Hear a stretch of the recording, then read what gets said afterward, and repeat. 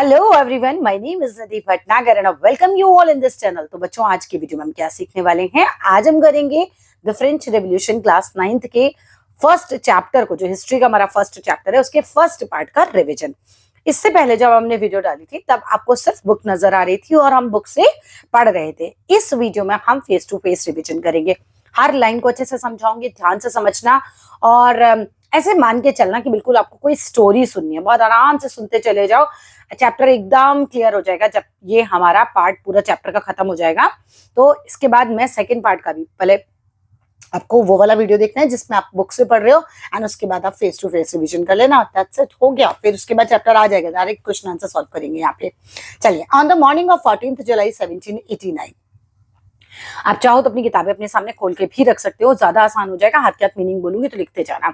On the morning of 14th जुलाई 1789। अब ये बात है 14 जुलाई की सुबह 1789 की। 14 जुलाई 1789 का टाइम है और क्या हो रहा है? The city of Paris was in a state of alarm. जो शहर है पेरिस का, वहां पर आतंक का माहौल है, यानी अफरा तफरी मची हुई है, बिल्कुल ऐसा लग रहा है।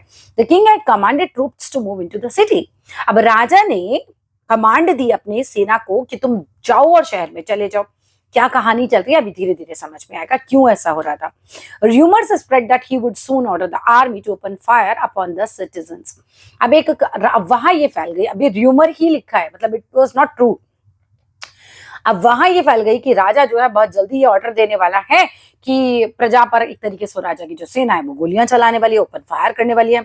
अब सम 7,000 men and women gathered in front of the town hall। अब 7,000 आदमी और औरतें टाउन हॉल के सामने जाके इकट्ठा हो जाते हैं। क्यों इकट्ठा हो जाते हैं? बिकॉज उनको ये लग रहा है ना कि राजा जो है हमको मरवाने वाला है, तो ये लोग भी एकदम से आगे इकट्ठे हो जाते हैं टाउन हॉल के सामने। Decided to form a militia, और डिसाइड करते हैं कि हम मिलिटिया यानी कि एक तरीके से जन सेना बनाएंगे, हम लोगों की सेना बनाएंगे। बिकॉज देखो, राजा है, राजा से कितना पंगा ले सकते हो आप ऐसे। तो उन लोगों ने जन सेना बनाने के बारे में सोचा। They broke into number of government buildings. अब यहाँ पर क्या होता है, वो बहुत सारे गवर्नमेंट बिल्डिंग्स में घुस जाते हैं इन सर्च ऑफ आर्म्स। अब आपने जनसेना बनानी है तो क्या आप हाथों से लड़ोगे, डंडों से लड़ोगे? नहीं ना, आपको आर्म्स चाहिए, क्योंकि आपको ये पता चला है कि राजा ने अपनी आर्मी को बोला है जाओ शहर में और ओपन फायर कर दो पब्लिक के ऊपर। तो इन लोगों को क्योंकि हम चाहिए थे तो गवर्नमेंट बिल्डिंग्स के ऊपर जाके हमला बोल देते हैं। आगे चलते हैं। Finally a group of several hundred people March towards the eastern part of the city. Finally क्या होता है, ग्रुप ऑफ करीबन 100 पीपल जो है, 100 पीपल जो हैं वो कहाँ चले जाते हैं? मार्च करते हैं ईस्टर्न पार्ट में। सेवरल 100 पीपल मतलब हाँ 100 भी नहीं, कई सौ लोग जो होते हैं ईस्टर्न पार्ट की तरफ जाके मूव करते हैं। एंड स्ट्रोम्ड द फोर्ट्रेस प्रिजन, और धावा बोल देते हैं। एक ना क्या था, बेस्टाइल का किला था, वहां पे जो प्रिजन थी वो पूरे किले को ही तोड़ देते हैं। वहां पर बेस्टाइल के किले के अंदर भी एक जेल होती है, वो जेल को भी तोड़ेंगे। Where they hoped to find hoarded ammunition. अब इनको लग रहा था कि यहाँ पर इनको गोला बारूद मिल जाएगा, इसकी वजह से इन्होंने किले पर हमला किया था। गोला बारूद की तलाश में एक तरीके से कह सकते हैं। In the armed fight that followed the commander of the Bastille was killed. अब इस आर्म्ड फोर्स में, मतलब उनको आर्म चाहिए, इस लड़ाई में क्या होता है, कमांडर जो होता है बेस्टाइल किले का वो मारा जाता है एंड द प्रिजनर रिलीज्ड। और वहां से जो कैदी होते हैं वो रिलीज करा लिए जाते हैं। There were only 7 of them. कैदी बहुत ज्यादा नहीं थे, कैदी केवल 7 मिले थे लोगों को, लेकिन वो रिलीज करा देते उन्हें। Yet the Bastille was hated by all. अब बेस्टाइल का जो किला था ना, लोग उससे नफरत करते थे। अब नफरत क्यों करते थे? क्योंकि राजा से नफरत करते थे, तो राजा से रिलेटेड जो भी चीजें थी उनसे भी नफरत करते थे। कहानी में तुम्हें आगे पता चलेगा कि लोग राजा से नफरत क्यों करते थे। ये जो पेज हम पढ़ रहे हैं ना, एक तरीके से फ्लैशबैक है। फ्लैशबैक है, कहानी तो अगले पेज से शुरू होगी, आप सुनते जाओ। बेस्टाइल जो है हेट करा जाता था लोगों के द्वारा। It stood for the despotic power of the king. Bastille का किला जो था राजा की निरकुंज शक्तियों का प्रतीक था। अब राजा की शक्तियों को निरकुंज क्यों कहा गया, डेस्पोटिक पावर क्यों कहा गया? क्योंकि राजा जो है वो तो कुछ भी कर सकता था। अभी राजा को कोई अच्छा नहीं लगा, राजा ने कहा फांसी चढ़ा दो तो चढ़ा दो, मतलब कोई कुछ कहने वाला तो था नहीं। राजा के पावर, जो भी पावर थी वो डेस्पोटिक पावर थी, right. The fortress was demolished. अब जो राजा का जो किला था उसको डिमोलिश कर दिया गया, ठीक है, तोड़ दिया गया। And the stone fragments were sold in the markets. और जो पत्थर के टुकड़े जो इस किले को गिराने के बाद बचे हुए थे वो तो मार्केट में बिक रहे थे। सोचो, किले को गिराया और उसके जो फ्रेगमेंट्स थे वो मार्केट में बिक रहे थे। और कौन खरीद रहा था? To all those who wish to keep the souvenir of its destruction. जो चाहते थे इसकी निशानियों को रखना। राजा से नफरत है, राजा का किला तोड़ दिया, अब वो निशानी के तौर पे रखना चाहते हैं कि हम बाद में लोगों को दिखाएंगे कि किस तरीके से देखो हमने राजा का किला तोड़ा था, तो वो लोग उसे खरीद रहे थे। The days that followed saw more writing both in Paris and the country side. उस दिन के बाद मतलब 14 जुलाई 1789 के बाद बहुत सारे दंगे होते हैं पेरिस में और कंट्री साइड में। कंट्री साइड का मतलब होता है देहाती इलाके, यानी कि जिसे गांव वगैरह के इलाके होते हैं वहां पे। Most people were protested against the high prices of bread. एक और कारण आपको बताया गया कि बहुत सारे जो लोग थे ना, वो ब्रेड के प्राइस बढ़ जाने के कारण बहुत ज्यादा गुस्से में थे, क्योंकि ब्रेड उनका स्टेपल डाइट था, ब्रेड वो रोजमर्रा में खाते थे और उसके प्राइस भी बहुत ज्यादा बढ़ गए थे, लोगों की अप्रोच में नहीं आ रहा था, लोग भूखे मर रहे थे उस समय। सिचुएशन ये चल रही थी। When historians looked back upon this time, जब इतिहासकार इस समय को देखते हैं बहुत सालों बाद, जब इतिहासकार उस समय को देखते हैं तो क्या सोचते हैं? They saw it as the beginning of chain of events. वो ये देखते हैं कि वो दिन के बाद बहुत सारे इवेंट्स होते हैं, चेन ऑफ इवेंट्स होते हैं, ultimately lead the execution of the king. और फाइनली जो राजा है फ्रांस का, उसको मार दिया जाता है। ठीक है, the most people at the time did not anticipate this outcome.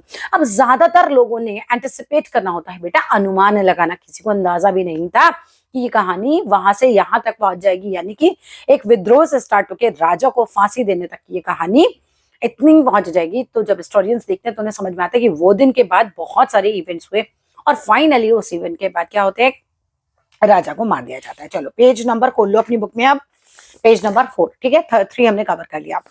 French society during the last 18th century. अब फ्रांस की सोसाइटी लेट 18th सेंचुरी में कैसी थी, समझते हैं line by line. In 1774, Louis XVI of the Bourbon family of kings ascended to the throne of France. अब बात है 1774, हमने पहले पेज पे 1789 पढ़ा है। मैंने कहा था फ्लैशबैक में कहानी जाएगी, कहानी शुरू हो रही है यहां से। ठीक है, वो सब तो पिक्चर का लास्ट सीन था, अब फर्स्ट सीन दिखाया जा रहा है तुम्हें। फर्स्ट सीन में तुम देखो 1774 की बात है। लुइस 16 जो कि बर्बन फैमिली का था, as I am from Bhatnagar family, Louis 16 Bourbon family को बिलोंग करता था और वो राजाओं की फैमिली थी। और लुइस 16 जो है अपने सिंहासन पर बैठता है, ascended the throne of France, यानी फ्रांस के सिंहासन पर लुइस 16 बैठता है। जब वो बैठता है तो ही वाज 20 इयर्स ओल्ड, 20 साल का लड़का है भाई, कोई बहुत उम्र नहीं थी उसकी, 20 साल का वो लड़का होता है। And married to Austrian princess Marie Antoinette, और उसकी शादी हो जाती है ऑस्ट्रियन प्रिंसेस मैरी एंटोनिएट से।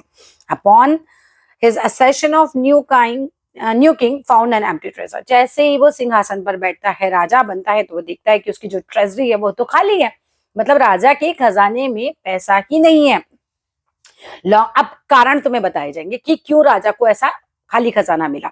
20 साल का लड़का है, लुइस 16 1774 में गद्दी पर बैठता है, गद्दी पर बैठता है, उसकी शादी होती है मैरी एंटोनिएट से।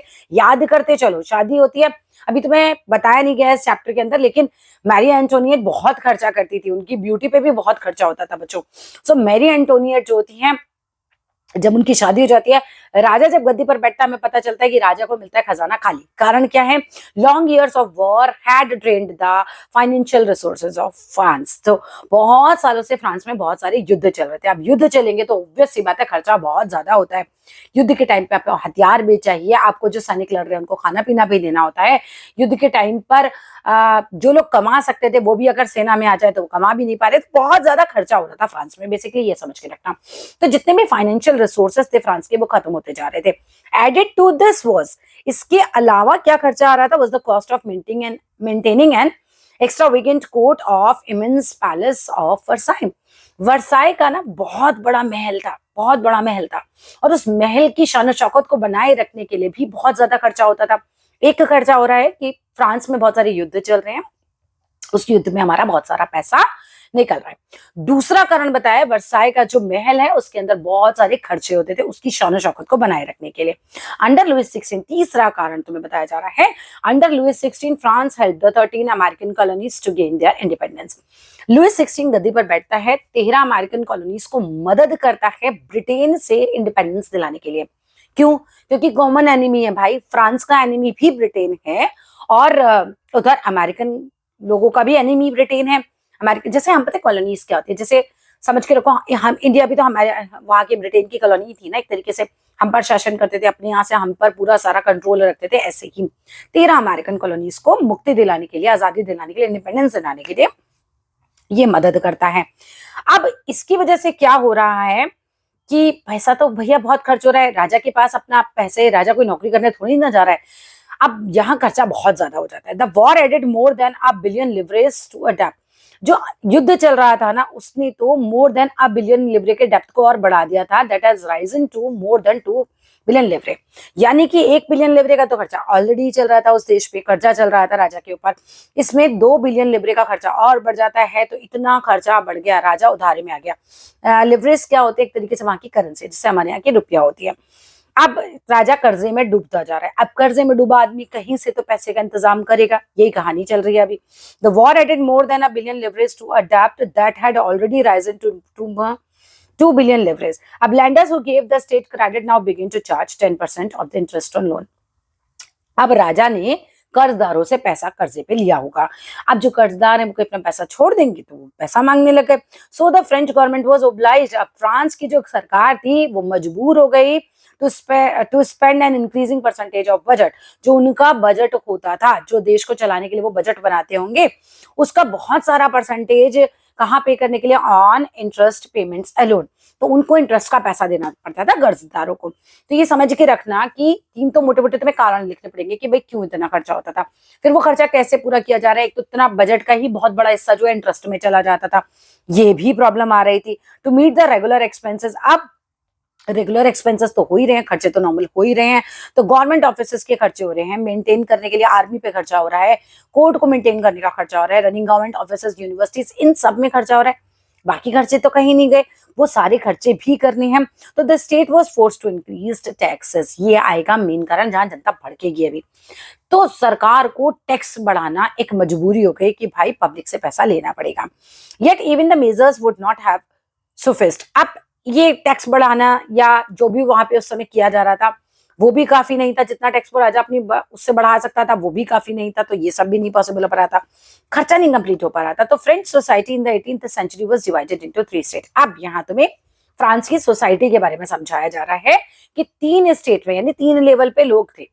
फर्स्ट लेवल के लोग जिन्हें हम बोलते हैं फर्स्ट स्टेट के लोग होते क्लर्जी। क्लर्जी कौन से होते हैं? जो चर्च में काम कर रहे हैं, लाइक पादरी हो गए, बिशप हो गए, इस तरह के, तो वो होता है क्लर्जी। दूसरा स्टेट आता था नोबेलिटी का, राजा हो गए, राजा के फैमिली मेंबर्स हो गए, इस तरह के जो नोबल पीपल होते थे, कुलीन वर्ग के लोग जिन्हें बोला जाता था, वो हो जाते थे। तो फ्रेंच सोसाइटी। और तीसरा कौन होता था? बिग बिजनेसमैन हो गए, मर्चेंट्स हो गए, मर्चेंट्स मतलब व्यापारी, कोर्ट के ऑफिशियल्स हो गए, उसके अंदर लॉयर्स हो गए, या फिर और नीचे की कैटेगरी पे आ जाओ तो पीजेंट्स यानी किसान भी इसी कैटेगरी में आते थे, आर्टिशंस इसी कैटेगरी में आते थे, small peasants, landless labour, servants, ये सारे इसी कैटेगरी में आते थे। तो 3 कैटेगरी हमारे यहाँ थी। अब तुम्हें मैं आगे बताऊंगी, पढ़ के तो बताऊंगी, वैसे भी बता देती हूँ। फर्स्ट स्टेट और सेकंड स्टेट यानी क्लर्जी और नोबेलिटी के लोगों को टैक्स मिलता था, देना नहीं पड़ता था, मिलता था। दोनों को अलग अलग मिलता था, ठीक है। चर्च को भी अलग पैसा मिल रहा है, चर्च के बिशप, पादरी वादरी जो भी है उनको भी अलग पैसा मिल रहा है, नोबेलिटीज को भी पैसा मिल रहा है। लेकिन किसको पैसा देना पड़ रहा है? थर्ड स्टेट के लोगों को। अकेले थर्ड स्टेट के लोग टैक्स देते थे, दोनों, फर्स्ट स्टेट के लोगों को भी, सेकंड स्टेट के लोगों को भी। प्रॉब्लम है, आगे बढ़ते हैं।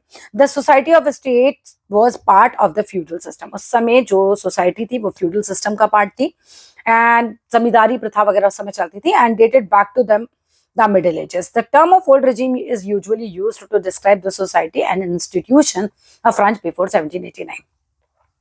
एक वर्ड आया ओल्ड रेजिम, वो कह रहे हैं ये टर्म हम ना 1789 के पहले पहले जो टाइम चल रहा था, 1789 के बाद तो देखो अभी पूरा सरकार चेंज हो जाएगी, 1789 के पहले पहले का जो भी टाइम चल रहा था, हम उस टाइम को बोलते हैं ओल्ड रेजिम का टाइम है, प्राचीन राजतंत्र का वो टाइम है, ठीक है। फिगर 2 आपकी बुक में दिखी जाएगी आपको, फिगर 2, ठीक है, मैं दिखा देती हूँ। देखो ये यहाँ पर एक फिगर बनी हुई ना, ये ठीक है। फिगर 2 आपको क्या शो करती है? System of state French society was organised. एक ऐसा सिस्टम जिसमें फ्रेंच सोसाइटी ऑर्गेनाइज्ड है। पीजेंट्स मेड अप अबाउट 90% ऑफ द पॉपुलेशन।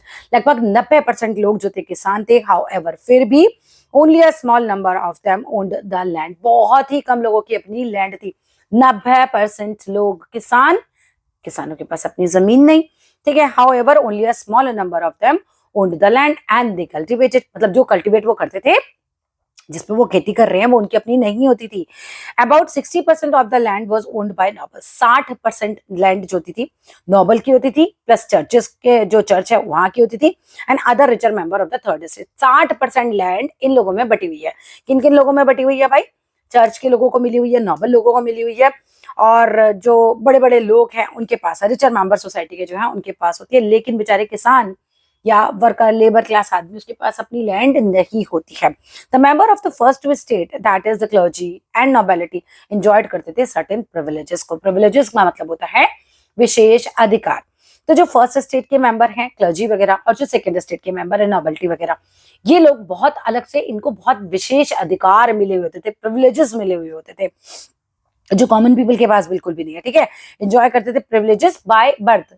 राजा का बेटा राजा बनेगा भाई, और उसके बाद उसको टैक्स वैक्स का पैसा भी मिलेगा।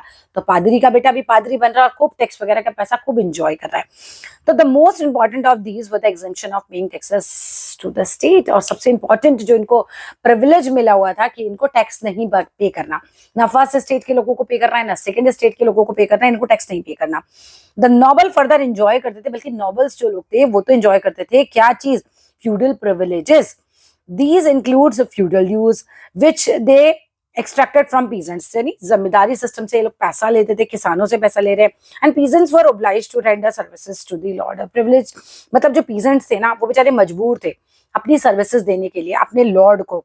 ठीक है, वो क्या क्या काम करते थे? peasants to work in their houses, उनके घरों में काम करते थे, उनकी फील्ड्स में काम करते थे, तो सर्व इन द आर्मी, आर्मी में काम करते थे, और पार्टिसिपेट करते थे इन बिल्डिंग रोड, सड़क को बनाने में भी काम करते थे। तो सारी बात ये आ गई कि आप बहुत गरीब हो और आपको बहुत मेहनत भी करनी पड़ रही है, और इसके बाद आपको टैक्स भी देना पड़ रहा है।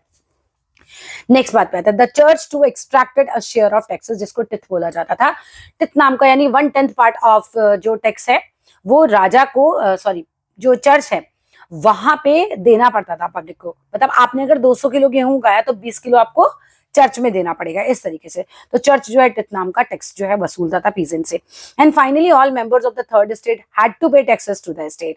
और जितने भी थर्ड स्टेट के लोग हैं उनको स्टेट को अलग टैक्स देना पड़ रहा है। मतलब आपने पहले 1/10 तो अलग दे ही दिया चर्च को, उसके अलावा स्टेट को भी टैक्स देना है। इसके अलावा हम बात कर रहे हैं दीज इंक्लूडेड डायरेक्ट टैक्स, जिसे हम डायरेक्ट टैक्स बोलते हैं, टैले बोलते हैं जिस टैक्स को, and number of indirect taxes भी लग रहे हैं। अब इनडायरेक्ट टैक्सेस कैसे लग रहे हैं? विच वर लेवेज ऑन आर्टिकल, जैसे कि किन आर्टिकल्स पे लगते थे? एवरीडे कंजम्पशन की चीजों पे लग रहे हैं, जैसे कि उन्होंने बताया लाइक सॉल्ट पे लग रहा है, तंबाकू पे लग रहा है।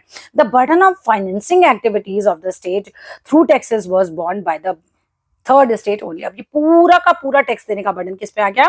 थर्ड स्टेट के लोगों पे आ जाता है, और बेचारे लोग जो होते हैं बहुत ज्यादा परेशान हो जाते हैं। यहाँ पे कोई पिक्चर आपको दिखा रखी है, बुक में खोल के देखना, वहां पे दिखा रखा है एक पुअर फेलो, एक बेचारा गरीब सा आदमी दिखा रखा है, ब्रिंग्स एवरीथिंग, वो सब कुछ लेकर आया है, वो ग्रेन लेकर आया है, वो फ्रूट्स लेकर आया है, वो मनी लेकर आया है, वो सैलेड लेकर आया है, और जो फैट लॉर्ड है, मोटा सा लॉर्ड जो बैठा हुआ है, sits there ready to accept it all, वो सब कुछ एक्सेप्ट करने के लिए रेडी बैठा हुआ है।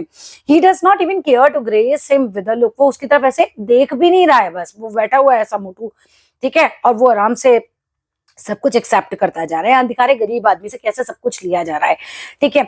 और दूसरा तस्वीर दिखा रखा है उसी में ही, nobleman is a spider, जो नॉबल मैन दिखाया हुआ है वो एक मकड़े की तरह दिखा रखा है आपको, एंड को एक फ्लाई की तरह दिखा रखा है। एक बोरी के अंदर बहुत सारा अनाज टाइप दिखा रखा है, और उसमें लिखा हुआ है the more the devil has the more he want, जितना ज्यादा उसको मिलता जाता है उतनी उसकी डिमांड बढ़ती चली जाती है। इसके बाद आते हैं हम पेज नंबर 5 पर, पकड़ लो, पिक्चर भी पेज नंबर 5 की थी, 1.1 में द स्ट्रगल टू सर्वाइव। अब यहाँ तो कहानी चल रही है, तुमने तीनों स्टेट के बारे में पढ़ लिया, तुमने ये पढ़ लिया कि राजा की मजबूरियां क्या क्या थी, किसकी वजह से उसको टैक्स बढ़ाना पड़ रहा था।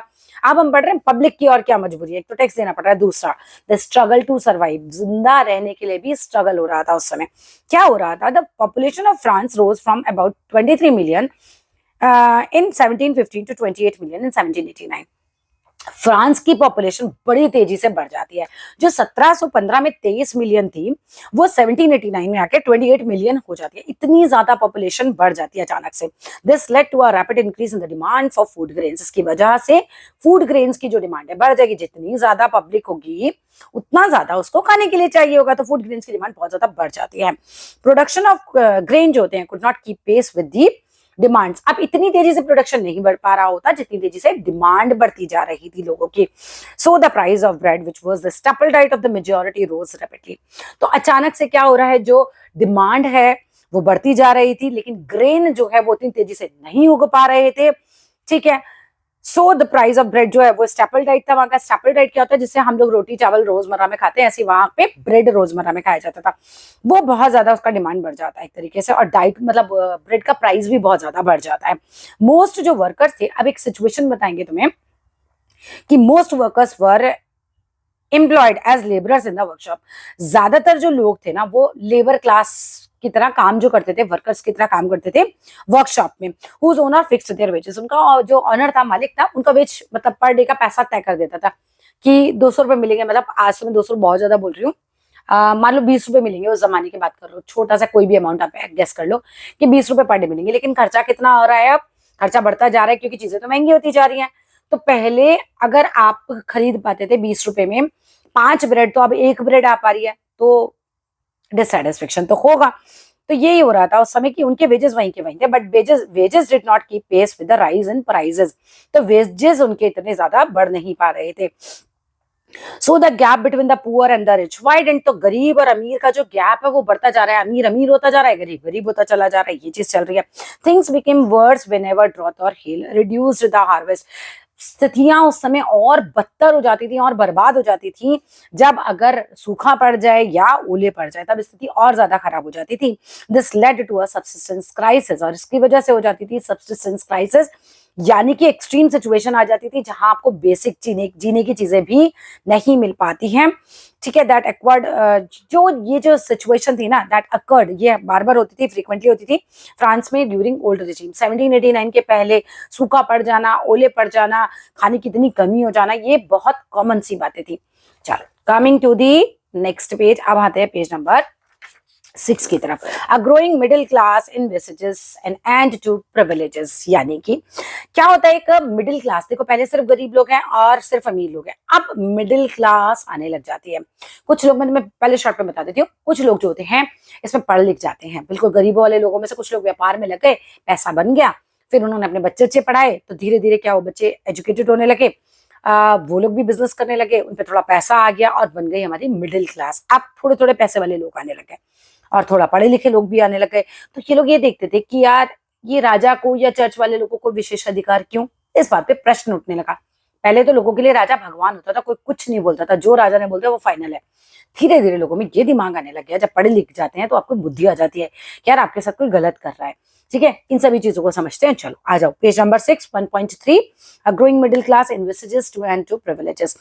इन द पास्ट, अब पास्ट में भी क्या हुआ, peasants and workers had participated in revolts. Peasants और वर्कर्स जो थे वो पार्टिसिपेट कर चुके थे पहले रिवॉल्ट्स में, वो विद्रोह वो पहले भी कर चुके थे अगेंस्ट इंक्रीजिंग टैक्सेस के खिलाफ। 1789 के पहले भी इस तरह के रिवॉल्ट्स पहले हो चुके थे, ठीक है, टैक्स वगैरह के खिलाफ या फूड की कमी हो जाए, फूड स्कार्सिटी के खिलाफ।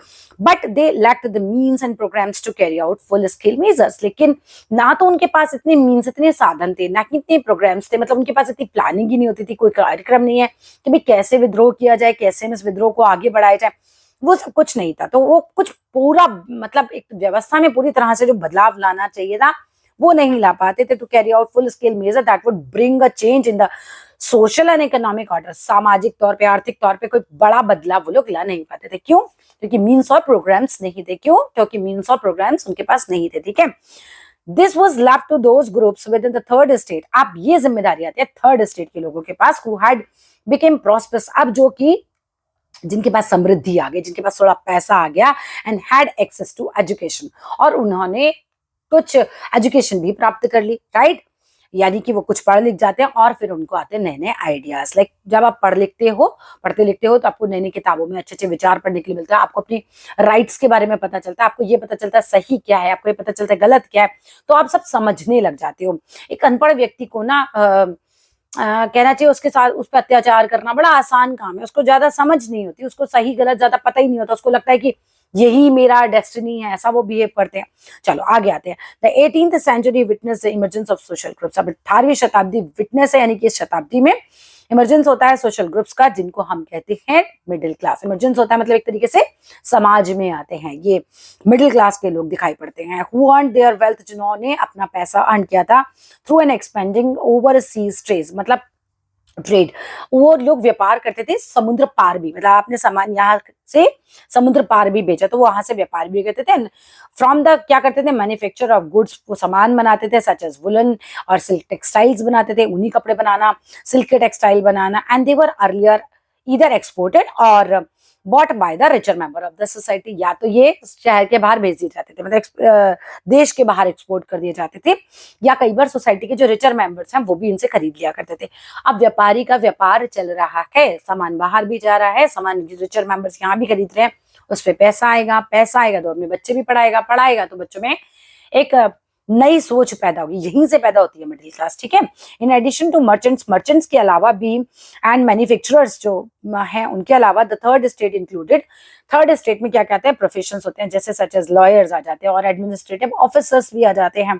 All of these were educated, और ये सारे के सारे पढ़े लिखे होते हैं, एंड बिलीव करते हैं that no group in a society should be privileged by birth, society में किसी को भी बाय बर्थ कोई राइट नहीं होना चाहिए।